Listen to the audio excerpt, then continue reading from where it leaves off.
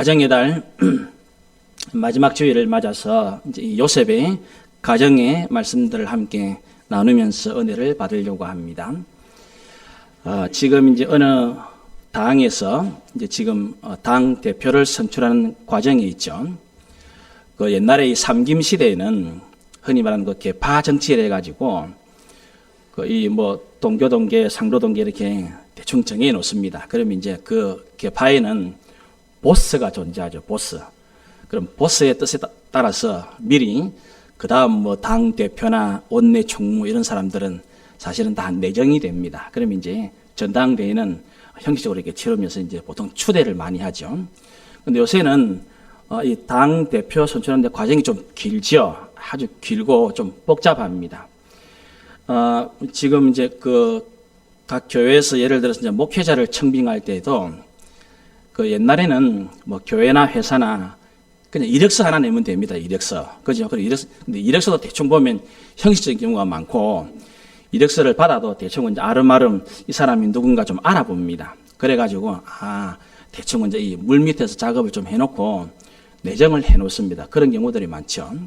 근데 지금은 이력서만 받는 회사는 없습니다. 그 목회자를 청빙할 때도 심지어 요새는 그 부부 간의 건강 진단서까지 다 첨부해야 되거든요. 왜냐하면 이제 사람들이 이 사회생활을 이렇게 쭉 해보니까 이제는 단순히 이력서만 받아가지고는 그 사람을 잘 모르겠다는 것입니다. 이제 그만큼 이제 회사 전체가 중요하고 교회 전체 공동체가 중요하고 그 당이면 뭐 여당이면 여당, 야당이면 야당 어느 당 이제 당 전체가 굉장히 이제는 하나로 가는 공동체 이 공동체성이 매우 중요하게 드러나고 있기 때문에 사람들이 이제 이전처럼 간단하게 하지를 않습니다. 그래서 이제 그런 것들 잘 보면 지금 이 시대가 옛날에는 그냥 이렇게 그냥 간단하고 쉽게 하려고 했지만 지금은 가정도 그렇고 회사도 그렇고 교회도 그렇고 이 공동체성이라는 것을 매우 중요하게 여기고 있습니다. 우리가 오늘 제가 이제 이 가정의 주의를 마무리하면서 이제 이 창세기를 선택한 것은 그래도 여러분 이제 성경 읽기 시작하는 분들은 창세기는 좀 많이 읽었을 거라 생각을 하고 좀 이해하기 쉬우라고 창세기 본문을 좀 선택을 했고 요 앞에 43장에 나오는 내용은 제가 작년에 코로나가 막 시작되었을 때 작년 2월 달에 이 위기를 만났을 때에 우리 교회와 성도들은 어떻게 할 것인가에 대한 부분들 한번 설교를 한 적이 있습니다. 오늘은 이제 이 44장 말씀을 함께 나누면서 조금 이 가정의 달을 마무리하려고 하는데 이 신약 성경에 보면 사도 바울이 에베소 교회 편지를 썼을 때에 이 남편들, 아내들에게 쭉 이야기를 써보내죠. 그러면서 그 결론에는 뭐라고 되어 있냐면, 에베소 5장 같은 경우에는 이제 가족들에 대한 이야기를 이렇게 쭉 해나갑니다. 남편들은 이렇게, 아내는 이렇게 하세요. 그렇게 해놓고, 내가 지금 이렇게 이야기하지만 사실은 이게 내가 그리스도와 교회에 대한 이야기, 이 비밀을 말하고 있다. 그렇게 이야기를 해요. 우선 눈에 보이는 것은 남편에 대한 이야기를 하고 아내에 대한 이야기를 하지만 그것만이 다가 아니고 바로 이 안에 그리스도와 교회에 대한 비밀이 있다. 그래서 우리가 오늘도 이제 이 창세기 요셉과 일어난 가족에 대한 문제이지만 이 문제를 가지고 제가 오늘 설교의 제목을 마지막 시험이라 그렇게 이야기했는데 그 의미를 조금 깊이 있게 살펴봅시다. 1절 요셉이 그의 집 청지기에게 명하여 이르되 양식을 각자의 자루에 운반할 수 있을 만큼 채우고 각자의 돈을 그 자루에 넣어라. 우선 여기서 제가 이제 한 가지 중요한 질문을 여러분들에게 먼저 던지고 시작을 해야 됩니다. 그건 뭐냐면 지금 오늘 이 44장은 벌써 이제 지난 앞에 43장에 그 온 세계에 지금 기근이 들어서 야곱의 식구들이 양식을 구하러 두 번째 벌써 오거든요. 한번 왔다가 이제 아직 이 애굽의 총리가 누군지 야곱의 식구들은 요셉의 형들은 모릅니다. 그죠? 애굽의 총리가 요셉이라고는 상상도 못 하고 있습니다. 지금 전혀 모르는 상태예요. 지금 우리 같으면 지금 이제 이 요셉의 형제들이 헤어진 지가 20년이 지금 넘잖아요. 요셉이 꿈을 꿀 때가 17살이었잖아요. 30세의 애굽의 총리가 되어지죠. 그러면 30살 되었는데 7년 풍년이 이미 지나갔죠. 지금 흉년이 2년째 맞이하고 있습니다. 벌써 만 20년이 넘죠, 그죠? 여러분 어떻게 생각합니까?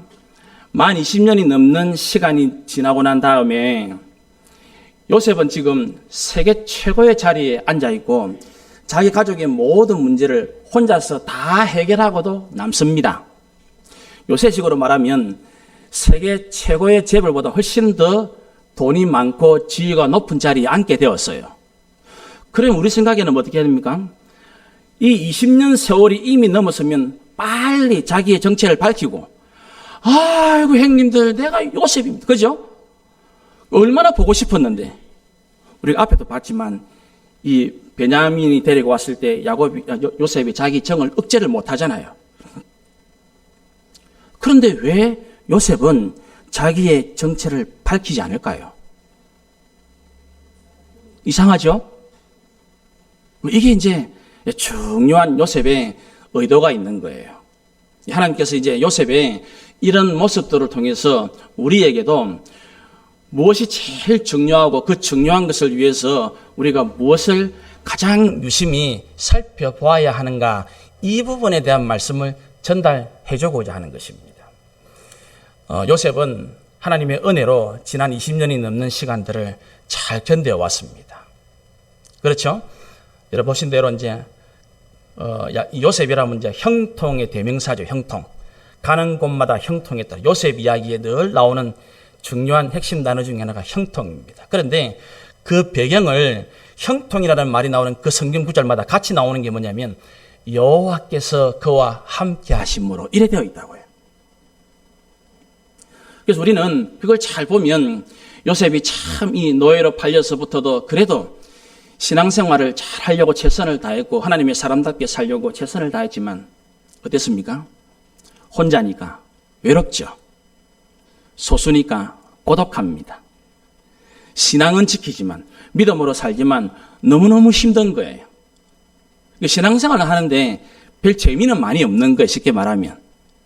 그죠? 어떻습니까? 여러분들은 지금 신앙생활이 세상이 말하는 그 재미 말고 성경이 말씀하시는 기쁨이 있습니까? 그게 있어야 되겠죠. 그죠? 그 신앙생활은 그게 있어야 되거든.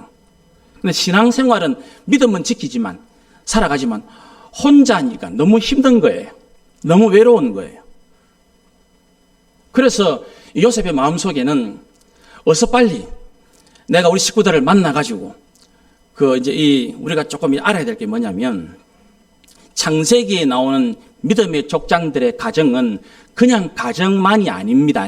신약적으로 표현하면 믿음의 족장들의 가정은 교회라고 말할 수 있습니다. 교회. 그렇죠? 그러니까 창세기에 나오는 믿음의 사람들은 신약적으로 표현하면 그건 교회예요, 교회. 가정인데 곧 교회라고 말하고 표현할 수가 있는 것이에요. 그러니까 지금 요셉은 빨리 식구들을 만나가지고 하나님의 그 복 주시는 은혜와 평안과 기쁨을 마음껏 이렇게 이 식어지고 외롭고 고독한 이 신앙을 기쁨과 은혜가 충만한 불붙는 신앙, 뜨거운 신앙, 정말로 기쁜 신앙으로 빨리 회복하고 싶은 마음이 너무 있는 거예요. 그런데 그러려면 이거는 이 세상에서 가장 중요한 일입니다. 그래서 아마 이런 부분은 현대를 살아가는 저와 여러분들도 매우 주의를 잘 기울여야 됩니다. 요즘 이제 젊은 부부들은 아기를 많이 낳지도 않지만 그 자녀들 때문에 1차적으로 그 교회의 여건, 그 외적인 환경을 좀 많이 중요시해야 합니다. 그런데 우리가 알아야 될 게 뭡니까? 그런 것들도 잘 갖추어지면 금상첨화겠지만은 이 신앙을, 내가 예수님을 믿고 공동체를 이룬다는 것은 어떤 의미냐면 내 인생에 제일 중요한 내 영혼을 함께 나누는 것을 할 수 있느냐를 결정하고 선택하는 거란 말입니다. 이거는 가장 중요한 일이에요. 그런데 대다수의 그리스도인들이라고 하는 분들이 그거를 검토하지 않는다는 겁니다. 그냥 외적인 모습, 그냥 이력서 한 장만 보고 사람을 뽑는 것 비슷하게 그냥 외적으로 저 교회가 환경이 좀 괜찮네, 조건이 좀 잘 되어 있네, 그냥 신앙생활 하면 되겠다. 신앙생활 하면 될지는 모릅니다.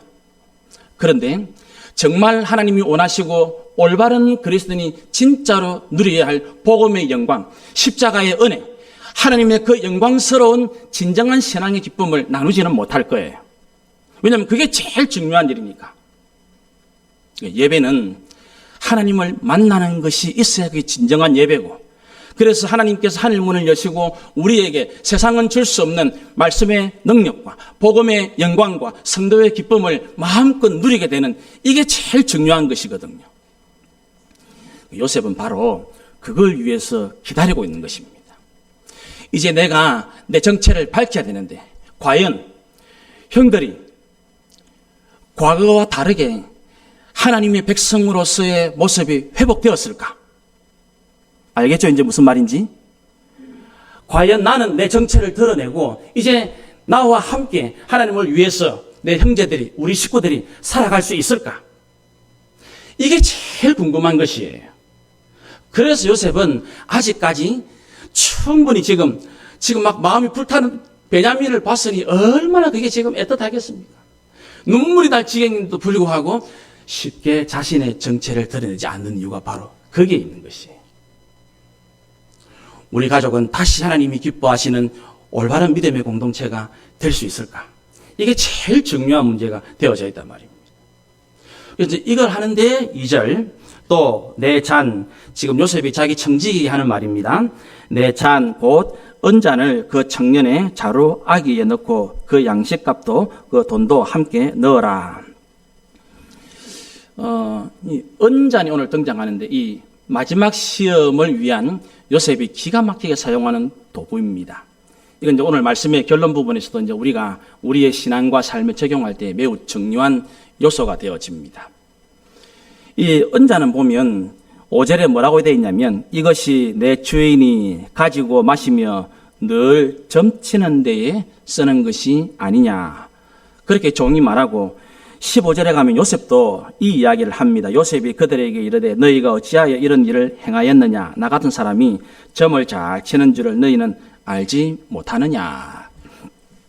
사실은 오늘 이 마지막 시험이 이 언잔을 발견하기 전 상태와 언잔을 발견한 후의 상태가 나누어집니다. 사실은 요셉이 지금 이 언잔을 설명하면서 종도 말하기를 이 언잔을 가지고 점을 친다, 요셉도 자기가 점을 친다. 실제로 아마 요셉이 직접 점을 친 일은 없었겠죠, 그죠? 제가 아까 말씀드린 요셉은 하나님과 함께하는 사람이었고, 심지어 바로의 꿈을 해석하고 난 다음에는 바로와 안 믿는 불신자들이 볼 때에 요셉에게 뭐라고, 하나님의 영이 충만한 사람이라 이야기했거든요. 이거는 이제 그 당시 이집트 사람들의 일상적인 모습이겠죠. 요셉이 이제 애굽의 총리니까 자기는 점을 치지 않지만 그 은잔이라는 도구가 그 당시에 보편적으로 그렇게 사용된 겁니다. 그 기록에 보면 대충 3가지로 이 은잔을 가지고 점을 치는 것으로 나와요. 하나는 물과 기름을 정반대로 사용하는 겁니다. 하나는 은잔에다가 물을 이렇게 부어놓고 거기에 기름을 딱 떨어뜨려 봅니다. 그러면 기름이 번져나가는 모습 방향을 보고 점을 치는 경우가 있고, 하나는 이제 기름을 먼저 이렇게 딱 부어놓고 거기에 이제 물을 넣어보고 이 물이 흐르는 방향. 그다음에 마지막은 이 포도주를 사용하는 건데, 은잔에다가 여러 가지 술을 이렇게 잔에다 담아놓은 다음에 포도주를 부어보았어. 오늘 마실 술 또는 오늘 사용할 이 술로 오늘이 만약에 연회가 있으면, 오늘 잔치가 있다 그러면 이 잔치에 어떤 술을 쓰는 것이 좋겠다 결정하는 거예요. 이해되겠죠? 무슨 말인지. 그러면 이제 술잔을 여러 개 나누고 포도주를 부어보고, 그 포도주는 붉은색이잖아요. 그 붉은색이 이렇게 퍼지는 것을 보고, 오늘은 잔치가 있으면 또는 대접할 때 우리가 어떤 걸 대접하면 어떤 걸 내놓으면 좋겠다, 그런 식으로 점을 친다는 기록은 있어요. 이제 보통은 이제 은잔 같은 것들이 이제 이집트 사람들의 이제 일상적인 자기들 나름대로 이제 그 생활 속에 배어 있는 그런 문화겠죠. 아마 우리로 치면 제 같은 경우는 저희 외할머니, 저희 외갓집은 지금도 독실한 불교 집안이거든요. 불심이 가득하고 전부 절의 이름들이 막 다 올라가고 그래요. 저는 이제 아버지가 너무 일찍 돌아가시는 바람에 저희 외할머니가 이제 저희 어머니가 저희 외할머니의 딸이 되니까 그 딸이 다섯 데리고 너무 고생한다고 아버지 장례 끝나자 연에 오셨거든요. 그래서 저희 외할머니는 더 확실한 불교 신자임에도 불구하고 아침마다 이 경건의 시간을 늘 가졌습니다. 어떤 때는 저녁에는 보면 이제 물을 이렇게 떠놓고 이제 정안수라 그러죠. 이렇게 막 아이고 이 하나 천지신명께 우리 딸이 이래 지금 고생길이 들어섰는데 좀 잘 봐달라고 빌고. 근데 이제 제가 어릴 때 이제 그런 거는 외할머니가 밤늦게 하거나 이런 새벽에 거의 본 적이 없고, 제가 이제 초등학교 막 들어갔을 때에 우리 외할머니는 독실한 불교 신자인데 매일 아침마다 이제 혼자 이 경건의 시간을 화토를 가지고 가는 화토를 이렇게 놓더라고요. 화토를 이렇게 놓으면서 화토를 매일 아침마다. 그러면 나는 그게 뭐 하는지 모르겠는데 이 화토를 가지고 줄을 맞추더라고요. 줄을 이렇게 딱 맞춰가면서 오늘은 엄마가 좀 장사를 잘하겠다 이 이야기를 하더라고요. 그 나중에 물어보니까 좀 학년이 높아지고 할머니 그 뭐예요? 물어보니까 이게 하루 재수 보는 기다 이러더라고. 아마 우리 식으로 표현하면 그런 용도, 언자는 아마 이집트 사람들에게는 그런 용도로 서 있지 않았겠나. 그런데 이 언잔을 다시 2절에 잘 보니까 뭐라고 이야기는, 2절에 보니까 또 내 잔 곧 그 언잔을 그 청년이라면 제일 어린 아이 그 말이거든요. 이게 누굽니까? 베냐민. 그럼 이제 우리는 이제 이 두 번째 질문을 또 던질 수 있는 거예요. 왜 요셉은 하필 베냐민에게 자기의 언잔을 집어넣어서 형들을 시험하는가 하는 것입니다. 여기에 대한 답은 매우 간단하고 쉽죠. 왜냐하면 베냐민이 요셉하고 조건이 제일 똑같아요. 그렇죠? 엄마가 똑같죠? 사랑받는 게 자기하고 똑같죠? 지금 요셉을 잃어버리고 난 다음에 야곱은 베냐민 집착증이 걸렸거든요. 요셉이 눈에 안 보이는 바람에 이 아버지 야곱은 거의 정신병자가 되었어요. 베냐민이 한시라도 눈에 안 보이면 질색팔색을 합니다. 그러니까 지금 요셉이 지금 자기가 자신의 정체를 드러내고 형제들과 함께 이 믿음의 공동체를 회복하는데 제일 중요한 시험의 도구로 사용한 인물, 사람이 누구냐면 베냐민. 왜냐하면 베냐민이 자기하고 제일 조건이 가장 비슷하거든. 그래서 베냐민을 통해서 시험 문제를 출제를 딱 해보면 그 시험의 답을 형들이 어떻게 적는가를 보면 이제는 됐다. 아니면 아직 멀었다. 이걸 알 수 있는 거예요. 그래서 이제 요셉이 일부러 그 청년 베냐민의 자루 속에 언잔을 탁 집어넣어서 이제 드디어 자신의 정체를 드러낼 수 있을지 없을지 마지막 시험을 하고 있는 것입니다. 이게 이제 두 가지 질문이니까 첫 번째는 왜 아직 요셉은 자신의 정체를 안 드러내는가 하는 것이었고, 두 번째는 왜 하필 베냐민, 이것도 우리가 잘 이해가 되었어요. 자, 그래서 이제 이렇게 쭉 진행을 해 나가고 이 모든 것 지금 요셉이 직접 진두지휘를 다 하고 있죠. 그러니까 1절에도 요셉이 자기 청지기에게 이야기를 하고 모든 사건이 이렇게 진행될 거니까 너는 내가 시키는 대로 가서 요래 이야기를 해라. 그러니까 지금 그대로 쭉 이야기를 하고 6절에 가니까 청지기가 그들에게 따라가서 그대로 이야기를 했습니다. 그 뭐냐면 이제 언잔을 집어넣었으니까 이제 언잔을 훔쳐갔다 된 거잖아요. 5절에 보시고 5절에 이렇게 나오죠. 이것은 내 주인이 가지고 마시며 늘 점치는 데 쓰는 것이 아니라고 너희가 이같이 하니 악하다. 이거 지금 이같이 하니 악하다. 이 말은 배은망덕이죠. 배은망덕. 지금 누군지 모르는 이집트 총리한테 어마어마한 은혜를 받았는데 그 은혜를 도둑질로 갚다니. 이런 천하의 괘씸한 배은망덕한 놈들이 있나. 이 이야기도 요셉이 그렇게 하라고 시킨 거예요. 그렇죠? 자, 그래서 이제 드디어 이 언잔을 발견하는 순간이 다가오는데 이 이야기를 들었고 이제 언잔이 누구에게 나오는지 아직 모릅니다. 언잔이 발견되지 않았을 때의 이 형들의 반응이 7절부터 한번 보십시오. 그들이 그에게 대답하되 요셉의 형들이 요셉의 청지기에게 이야기합니다. 내 주여 어찌 이렇게 말씀하시나이까? 당신의 종들이 이런 일은 결단코 아니하나이다. 우리 자루에 있던 돈도 우리가 가나안 땅에서부터 당신에게로 가져왔거늘 우리가 어찌 당신의 주인의 집에서 은금을 도둑질하리이까? 당신의 종들 중에 누구에게서든지 발견되든지 그는 죽을 것이요 우리는 내 주의 종들이 되겠습니다. 언잔이 아직 발견이 안 됐는데 그 이야기를 듣고 야, 이 도둑놈들아, 이 이야기 소리를 듣고 하는 말이 뭐냐면 우리가 아무리 없이 살아도 우리가 도둑질은 안 합니다. 그죠? 8절에 딱 그러니 우리가 주인의 집에서 은금을 이런 거는 안 합니다. 우리가 잘 알다시피 이 구약의 족장들의 집에는 하나님의 언약, 율법이 있었습니다. 이제 이 나머지 이 하나님의 은혜를 못 받은 사람들은 모르는 거죠. 하나님은 믿음의 사람들을 선택하실 때에 그들을 만나시고 그들에게 늘 언약을 주셨습니다. 그걸 구약적으로는 율법이다 그렇게 표현을 하죠. 이게 이제 벌써 이제 아브라함, 이삭, 야곱, 요셉 때까지 왔으니까 신앙생활을 우리식으로 말하면 오래 한 겁니다. 문제는 뭐냐면 도둑질은 안 합니다. 그런데 더 나쁜 짓은 눈도 하나 깜짝 안 하고 한다는데 심각한 문제가 있는 겁니다. 요셉의 형 중에 첫 번째 르우벤 기억하십니까? 그는 자기 서모와 간음죄를 지은 인물입니다. 내가 막 간음죄를 지으면 지었지 나는 시시하게 도둑질 있는 건 안 합니다. 시몬과 레위 기억합니까? 자기 여동생의 일로 세겜 족속 남자들의 씨를 말립니다. 우리가 집단 학살을, 집단 살인을 하면 했지 우리는 시시하게 도둑질이는 건 안 합니다.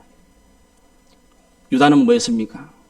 유다는 자기 혼자서 그냥 가서 매춘 내가 성매매를 하면 했지 우리 시시하게 도둑질은 안 합니다. 이런 사람들이. 이게 바로 저나 여러분처럼 신앙생활을 오래 한 사람들의 모습일지 모릅니다. 주일날 예배 지키려고 최선을 다합니다. 귀한 일이죠. 내가 세습을 했으면 했지 우리가 주일 이런 건 잘 지킨다고. 우리가 모함을 해가지고 너무 회사를 망하게 하는 건 했지 우리가 시시하게 주일 빼먹고 이런 건 안 한다고. 그런 식이에요 지금. 이게 뭡니까? 이게 바로 율법의 한계예요, 한계.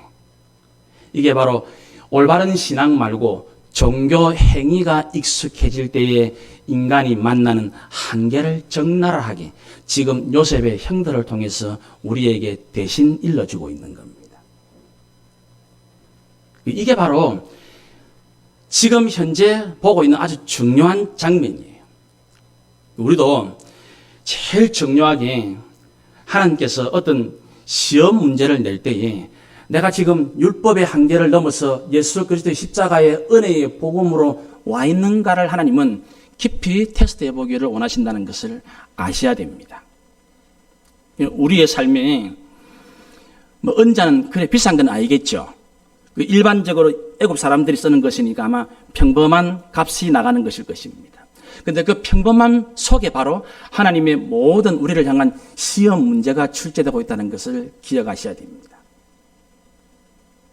그 속에서 우리는 여러분 이런 장면을 보고 예수님이 그 마태복음 23장에 바리새인들에게 그 유명한 7번의 화 있을진 저 바리새인 거기에 보면 어떤 내용이 나오냐면 이 율법과 외식에 빠져 있는 그 바리새인들 예수님이 대노를 하시면서 너희들은 어떤 인물이냐면 하루살이는 걸러내면서 낙타는 집을 삼켜버린다고. 11조 같은 거는 10원짜리까지 계산 딱 해가지고 내면서 거짓말을 작당해가지고 남을 모함하는 거는 눈도 깜짝 안 한다고. 그게 바로 하루살이는 걸러내고 낙타는 집을 삼킨다는 말이에요. 우리도 항상 날마다 말씀과 기도와 성령의 인도하심을 따라 우리의 신앙과 삶을 새롭게 하지 않으면, 우리도 어쩌면 지금 신앙 연수는 길어지는데 나도 모르는 사이에 외형적인 부분이, 율법적인 부분에 빠질 위험이 매우 크다는 것입니다. 형식을 너무 중요시하고 그 형식만 갖춰지면 그게 신앙생활의 전부라고 말할 위험이 커진다는 것입니다. 이것이 하나님께서 이제 우리에게 보여주고 있는 중요한 첫 번째 장면입니다. 이제 그래서 이 요셉의 형들이 뭐라고 이야기하냐면, 우리는 도둑질 같은 거 안 하는데 혹시라도 도둑질을 누가 해가지고 언잔이 딱 나오면, 우리가 시시하게 그런 거 안 한다 해서 딱 나오면 그놈은 죽여야 됩니다. 딱 그렇게 이야기하거든요. 그죠? 9절에 보니까 당신의 종들 중 누구에게서 발견되든지 그는 죽일 것입니다. 딱 죽여야 됩니다. 그리고 그 죽고 난 다음에 남아있는 살아있는 사람도 우리는 종이 돼야 됩니다. 대단하죠? 여러분은 만약에 혹시 그 자그마한 별것 아닌 언잔 때문에 여러분들은 목숨을 내놓을 정도 됩니까? 우리는 사실 그 정도도 안 될 거예요. 근데 이게 얼마나 지금 그런 일에 아주 투철한가를 너무 잘 보여주고 있는 거예요. 그랬더니 이제 상상도 못할 일이 벌어집니다. 10절. 그가 이르되 그러면 종이 이야기합니다. 너희의 말과 같이 하리라. 그것이 누구에게선지 발견되면 그는 죽이는 일은 빼버립니다. 죽이지는 않겠고 이제 종이 될 것이요 너희는 죄가 없다. 그러니까 발견되는 사람만 죄가 있고 그 사람만 종이 되고 언잔이 안 들어간 사람은 무죄다. 그 이야기합니다. 11절. 그들이 각각 급히 자루를 땅에 내려놓고 자루를 각기 푸니 그가 나이 많은 자에게서부터 시작하여 나이 적은 자에게까지 조사하며 그 잔이 누구에게 나왔다고요? 베냐민에게서. 왜냐? 이건 아까 제가 말씀했죠. 왜 요셉은 베냐민을 시험 문제로 출제했느냐? 베냐민을 가지고 여기서 드디어 이제 언잔이 발견되고 난 후에 반응이 첫 번째로 나옵니다. 13절. 그들이 옷을 찢고 각기 짐을 나귀에 싣고 성으로 돌아갔다. 이제 형들이 자기들의 옷을 찢었다 이렇게 나옵니다. 여러분, 이 요셉의 형들이 20년 전에 요셉을 처음 팔아먹을 때는, 노예로 팔아먹을 때는 누구의 옷을 찢었습니까? 요셉의 채색 옷을 찢어버렸다고요. 그 분노, 그 억울함, 그 편애 때문에 생긴 그 상한 마음을, 야 이놈아 니 때문에, 이해되겠죠? 상상 여러분 충분히 되죠? 20여 년 전에 요셉의 형들은 그 자기들의 상처를 동생의 옷을 찢는 것으로 표현했습니다. 그런데 오늘 드디어 자기들은 20여 년 전과 똑같이 동생에게서 언잔이 발견되었는데 놀랍게도 드디어 자기들의 옷을 찢기 시작한다는 것입니다. 이게 뭡니까?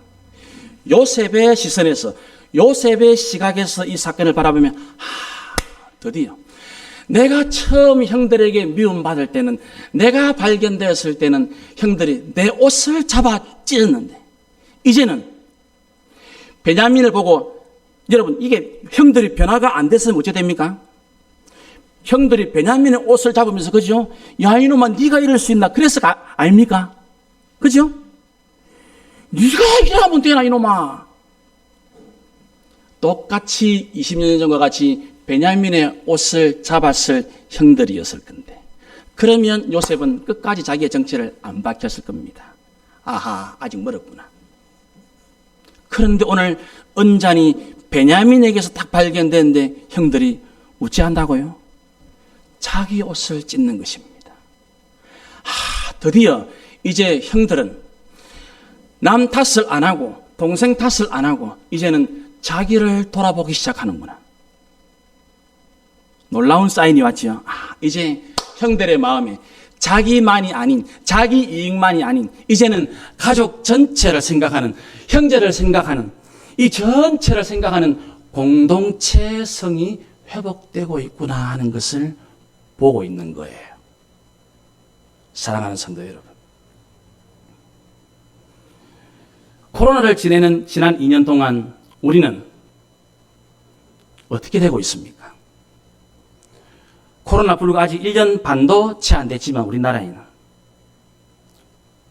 우리도 예수 믿는 사람이라고 하면서 입만 열면 다른 사람이 옷을 지어 흔들지 않습니까? 이게 당신 때문이라고, 이게 너 때문이라고, 내 삶이 힘들어지고 내 신앙이 약해지고 이런 일들이 코로나 때문에 벌어질 때에 우리도 20여 년 전에 이 요셉의 형들처럼, 그러나 오늘 이런 일들을 거치면서 우리도 이제 세월이 조금 지난 후에 이 요셉의 형들처럼 내 옷을 찢으면서 나를 돌아보는 이 예배를 오늘 2021년 5월 30일 날 드리고 있다면 우리 생명나무 교회 공동체는 하나님이 기뻐 받으시는 공동체로 점점 더 변화되어 가고 있는 증거가 되어지는 것입니다. 하나님 바로 이거를 보시기를 원하신다. 어려울 때 남의 옷을 지어 흔들고 뜯는 것이 아니라 이제는 내 옷을 찢으면서 요셉은 바로 하나님의 은혜의 날개 아래 이것을 너무나 보고 싶어 했는데 이제 그 일이 일어나고 있는 것입니다.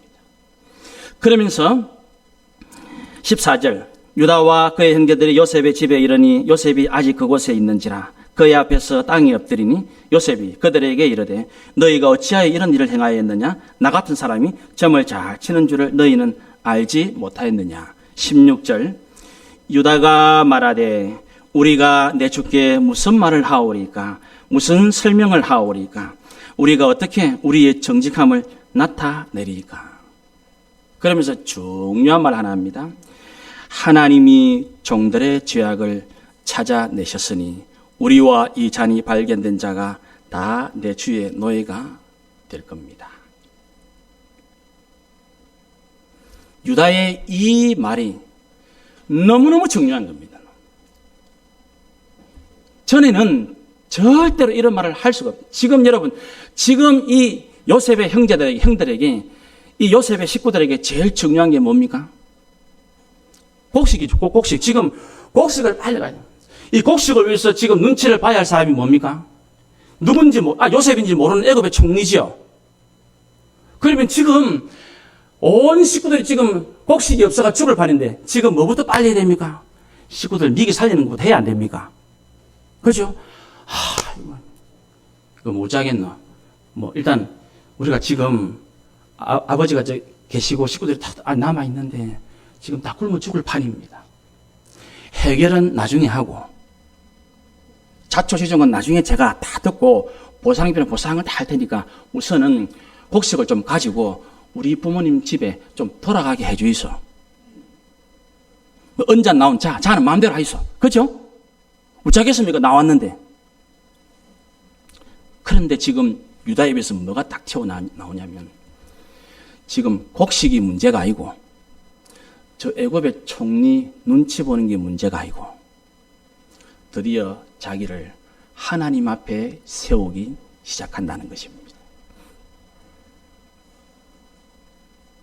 놀라운 질문이죠. 지금 똑같은 상황이죠. 지금 코로나 때문에 문 닫은 자영업자들이 얼마나 많습니까? 매일마다 지금 평균적으로 장사를 하는 분들은 매출이 코로나 때문에 평균 80% 이상이 다운됐다 그러죠. 평균 80%. 문 닫은 데는 부지기수고 살 수가 없어요. 세상은 딱 그렇다 치고 오늘 하나님의 가족이라고 자부하는 이 야곱의 식구들, 요셉의 형들, 이제 오늘 이 마지막 시험에서 뭐라고 말하냐면 딱 이제는 곡식이 지금 절실히 필요하고 식구들이 지금 먹고 사는 게 너무나 절실한데 그보다 훨씬 더 중요한 것이 뭐냐면 드디어 내가 하나님 앞에 죄인인 것을 깨닫고 고백하게 되어진다는 것입니다.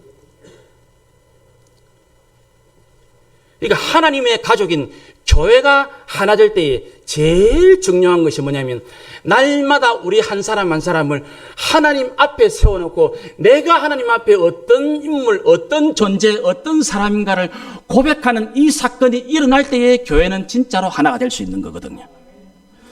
그거를 드디어 유다의 입에서 우리가 듣고 있는 것입니다. 지금 너무너무 곡식이 필요한데 지금 빨리 가서 이 곡식을 나누어줘서 식구들이 먹고 살아야 되는데. 그래서 누군지도 모르는, 요셉인지는 꿈에도 모르는 저 애굽 총리의 눈치를 봐야 되는데, 이제는 곡식이 문제가 아니고 애굽 총리가 문제가 아니고 내 죄가 문제구나. 하나님이 살아계시는구나. 이제는 자기들에게, 자신에게 일어난 이 일을 드디어 하나님의 시선에서 해석을 하고 바라보기 시작한다는 것입니다. 이거 되어지면 교회와 성도들은, 믿음의 가정은 하나가 되어줄 수 있는 것입니다. 여러분, 20여 년 전처럼 또 똑같이 알아봤다. 베냐민 니 또 아버지한테 형님 대신에 네가 혼자 사랑 독차지 할 때 내가 알아봤다. 있는 놈이 더하다고. 그죠? 있는 놈이 더하다고. 네가 그럴 수 있나? 그럼 어찌 됩니까? 그러면 요셉 집안의 문제는 영원히 해결되지 못합니다. 그런데 이거는 지금 이런 이상한, 이런 생각지도 않은 이 엄청난 일이 벌어진 거는 드디어 이거는 하나님이 개입하시는 것이구나. 이거를 이제 유다 입에서 우리가 지금 듣고 있는 것입니다. 이게 너무나 귀하고 너무나 중요한 일입니다. 지금 우리는 코로나 1년 반을 지나면서 하나님을 더 선명하게 만나고 있습니까? 아니면 이 코로나라는 환경, 그러니까 꼭 수천 년 전에 이 요셉의 형들이 맞이했던 세계적인 기근 환경이 지금 비슷하거든요. 그죠? 경제적인 상황이 매우 비슷해요.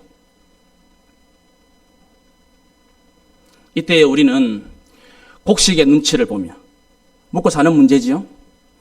다른 사람들의, 세상 사람들의 눈치를 보면서 그렇게 지금 내 삶이 되고 있으면 하나님의 하나 되게 하시는 놀라운 회복의 역사는 경험하지 못하게 되어집니다. 그런데 이 코로나 1년 반을 딱 지나면서 여기에는 하나님의 뜻이 있구나. 여기에는 나를 정말로 올바른 하나님 백성 되기 원하는, 하나님 앞에 믿음이 자라기를 원하는, 내가 정말로 주의 말씀에 순종하는 성도가 되기를 원하는 하나님이 계시는구나. 지금 코로나 때문에 먹고 사는 게 힘들지만 먹고 사는 게 문제가 아니고, 지금 코로나 때문에 우리 식구들이 이렇게 되고 저렇게 되고 내가 아는 사람이 그게 문제가 아니고, 그보다 훨씬 더 근본적으로 하나님 앞에 내가 살고 있나 아닌가, 이게 너무너무 중요한 문제구나. 이게 되면 여러분들은, 여러분들의 가정은, 우리의 교회는 회복의 길로 나아갈 수 있게 되어지는 것입니다. 이거 참 놀라운 고백이에요. 그랬더니 이 고백을 딱 듣고 요셉이 이렇게 이야기합니다. 17절. 요셉이 이르되 내가 결코 그리하지 아니하리라. 잔이 그 손에서 발견된 자만 내 종이 되고 너희는 평안히 너희 아버지께로 도로 올라가라. 요셉의 말은 매우 합리적인 말처럼 들리죠?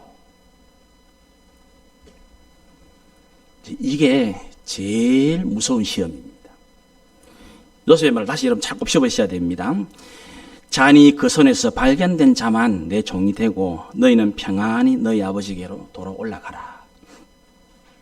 합리적이고 타당합니다. 이성적이고 논리적입니다. 그런데 이제 오늘 본문은 우리가 읽지 않았지만 18절부터 쭉 펼쳐지는 오늘 44장 마지막까지 유다가 또 나서서 이야기하거든요. 유다가 목숨을 걸고 내가 대신, 베냐민 대신 잡히고 종이 되고 죽는 것도 할 테니까. 나중에 보면 이 유다가 하는 고백 중에 참 가슴 저미는 말이 나오거든요. 30절에 눈으로 한번 보십시오. 눈으로 30절 말씀. 아버지의 생명과 아이의 생명은 하나입니다. 야가 안 가면 겨우겨우 목숨 부지하고 계시는 아버지 바로 돌아가십니다. 그 말이거든요.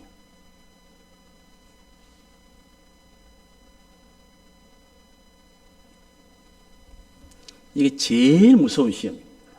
왜냐하면 어떻게 살았냐 딱 제껴놓고, 제가 이제 우리 차세대 아이들 설교할 때 물으면 여러분은 죄가 있습니까? 없습니까? 죄가 있어요. 손들 고백합니다. 그러면 아이들이 여러분들의 엄마 아빠는 죄가 있어요? 없어요? 이러면 당장 뭐라는지 압니까? 많아요. 이런. 많아요. 왜요? 뭐 다른 걸 세월을 그만큼 더 살았으니까. 사람이 하는 건 매일 죄 짓는 일밖에 거의 안 하니까. 조그만 아이들이 자기도 죄인입니다 그렇게 말하면서도 엄마 아빠는 죄가 있을까요? 없을까요? 많아요.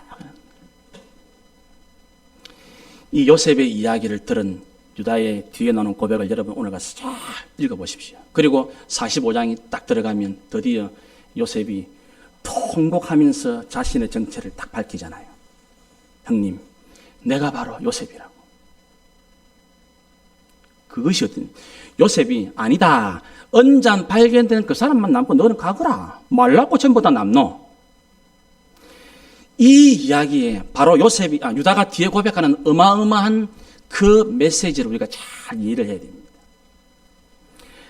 자기보다 더 나은 사람이, 자기보다 더 의로운 사람이 더 불의한 내보다 정죄받는 일을 드디어 해서는 안 된다는 것을 요셉의 형들은 깨닫게 되어지는 것입니다. 그게 뭡니까?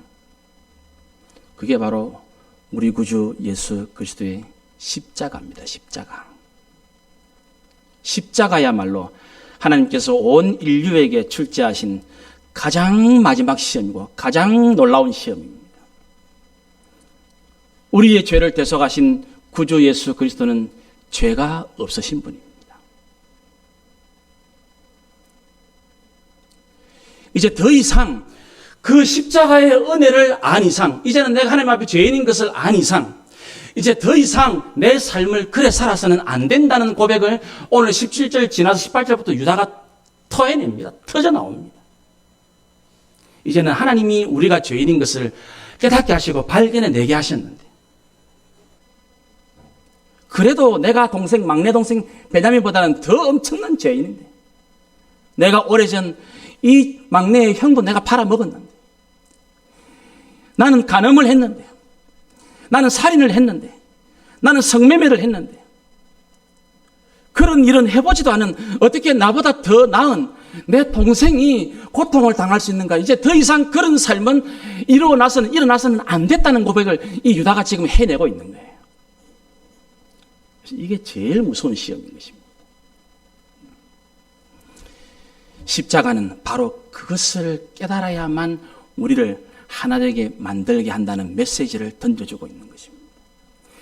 십자가의 은혜가 여러분들이 예배를 드릴 때, 여러분들이 찬송을 부를 때, 여러분들이 기도를 드릴 때, 여러분들이 말씀을 읽을 때, 십자가에 우리 죄를 위해 그 대속의 은혜를 감당하신 주님, 그 십자가의 은혜를 딱 마음에서 내가 이제는 더 이상 이래 살면 안 되는 거야. 양식이 필요하지만 먹고 사는 게 문제가 아니고, 지금 죄 없으신 예수님이 내 죄를 위해서 이렇게 십자가를 지셨는데, 이제 나는 그 십자가의 은혜에 합당한 삶, 차라리 감옥에 갇히면 베냐민 대신 내가 같이 해야 됩니다. 내가 같이 해야 됩니다. 죽어도 베냐민 아니고 내가 죽어야 됩니다. 이게 바로 우리 믿음의 선배들의 고백이었잖아요. 베드로도 바울은 뭐라 합니까? 나는 날마다 죽습니다. 나는 날마다. 이게 십자가의 은혜를 깨달은 올바른 사람들의 고백이었거든. 그래 하니까 이 베드로와 바울을 통해 하나님께서 온 교회를 회복을 시키잖아요. 하나가 되게 하시고. 이제 그런 일들, 이게 지금 요셉이 드디어 그 고백을 듣고 이제 자기의 정체를 드러내면서 내가 원했던 것이 바로 이거라고. 우리가 하나님의 은혜를 입은 사람인데, 우리가 하나님의 은혜를 입었다면 이제는 그 은혜에 합당한 모습을 우리가 나아가야 됩니다. 우리가 다 같은 죄인이지만 그럼에도 불구하고 상대방을 나보다 더 낮게 여겨주고, 유다가 뭘 한다고요? 이게 다 우리의 죄 때문이고 내 죄 때문입니다. 잡혀도 제가 잡혀야 되고, 죽어도 제가 죽어야 되고, 감옥에도 내가 들어가야 됩니다. 이 동생은 안 됩니다. 이게 바로 십자가를 경험한 하나님의 사람들의 고백입니다. 십자가의 은혜만 다시 만나게 되어진다면 여러분의 삶은 회복되어지고야 말 것입니다. 십자가의 은혜를 고백하게만 되어진다면 여러분들의 가정은 회복되고야 말 것입니다. 십자가의 은혜가 다시 우리의 삶 속에 충만하게 되어질 때에 교회는 하나님이 기뻐하시는 놀라운 공동체 교회로 다시 회복되게 되어지는 것입니다. 그런데 불행하고 안타깝게도 사람들은 여전히 곡식, 먹고 사는 일에 너무 고백을 많이 합니다. 사람들은 곡식, 너무 건강과 아픈 데 이야기를 많이 합니다. 어느새 코로나 때문에 십자가 이야기는, 복음 이야기는, 하나님 나라 이야기는 점점 더 숨어 들어가고 들리지 않게 되었습니다. 우리는 그런 시대에 지금 하나님의 부름을 받았습니다. 우리의 삶은 회복될 수 있을까요? 이 일을 위해서는 제가 이제 마지막으로 두 가지 딱 제안을 하고 마무리하겠습니다. 요셉이 그렇게 주의를 기울이면서 자신의 정체를 제일 마지막에 드러낸 것처럼 여러분도 하나가 되기 위해서 그 마지막 시점을 통과하기 위해서는 요셉처럼 먼저 하나님과 동행하는 삶을 꼭 먼저 살아가야 됩니다. 요게 하나 있고, 그다음에 형들에게 내가 하나 되고자 하는 그 식구들에게 꼭 필요한 것이 하나님의 은혜로 형통으로 가지고 있어야 됩니다. 곡식이 누구한테만 있습니까? 요셉에게만 있습니다. 형들에게 필요한 것이 뭡니까? 곡식이라고요. 그게 누구한테 있다고요? 요셉에게 있다고요. 요셉에게 올 수밖에 없어요. 그러나 중요한 핵심은 곡식이 요셉에게는, 거기서 요셉에게 중요한 것은 곡식을 주는 일이 아니었습니다. 그걸 통해서 뭐 하라고요? 하나님의 은혜와 주님이 내게 주신 그것을 통해서 뭐 하라고요? 내 사랑하는 성도들을 하나님 앞으로, 예수 그리스도의 십자가의 복음 앞으로 인도하는 일에 내 은혜를 주님이 내게 주신 그것을 나누어주고 사용하라는 것입니다. 그러할 때에 우리의 모든 삶에 하나님께서 베푸시는 회복의 역사가 일어나게 되어지는 것입니다. 오늘 가정의 달을 마무리하는 5월 마지막 주일에 우리는 요셉의 마지막 형들을 향한 이 시험을 통해서 우리는, 우리 가정은, 우리 교회는, 또 이 땅에 있는 모든 교회들은, 이 땅에 있는 모든 성도들의 가정은 회복될 수 있을 것인가에 대한 문제를 함께 말씀 가운데 진중히 살펴보았습니다. 하나님은 사소한 것 같은 언잔, 여러분의 일상 가운데 있는 그 작은 일, 그것을 통해서 우리를 시험하고 있다는 것을 잊지 마셔야 됩니다. 그러므로 매일매일 내가 만나는 하루하루는 하나님께서 여러분들의 삶이 회복되기를 바라기 위해서 주시는 기회인 것을 잊지 마시기 바랍니다. 부디 하나님의 은혜로 우리 모든 개인도, 가정도, 교회도 놀라운 믿음의 감격으로 하나님의 은혜와 십자가의 복음으로 다 회복되어지는, 그래서 다시 모든 것이 하나 되어지는 이 축복을 누리게 되시기를 주님의 이름으로 축원합니다. 기도 드립시다. 하나님 우리 아버지, 요셉은 베냐민을 통해서 이제 그 불같은 신앙, 그 뜨거운 신앙을 온 식구들과 함께 회복되기를 정말 원하는 이 모습을 우리가 함께 말씀 속에 나누었습니다. 전에는 서로를 미워하면서 상대방의 옷을 찢었던 사람들이 이제는 자신의 옷을 찢고 있습니다. 이제는 상대방을 저주하고 원망했던 그 말이 자신의 죄를 고백하는 놀라운 하나님 신앙으로 돌아오고 있습니다. 이제는 먹고 사는 것이 아니라 내가 하나님 앞에 그 놀라우신 십자가의 은혜를 깨닫는 것이 너무너무 귀하고 가장 중요한 것임을 깨닫고 이것을 통해서 자신이 책임지고 희생하는 자리로 나아가고 있습니다. 우리 한 사람 한 사람, 우리 모든 성도들의 가정, 우리 온 교회도 부디 하나님의 은혜와 우리 주님의 십자가의 사랑으로 놀라운 하나됨, 놀라운 회복을 향해서 나아가는 은혜 주시옵소서. 예수님의 이름으로 기도드리옵나이다. 아멘.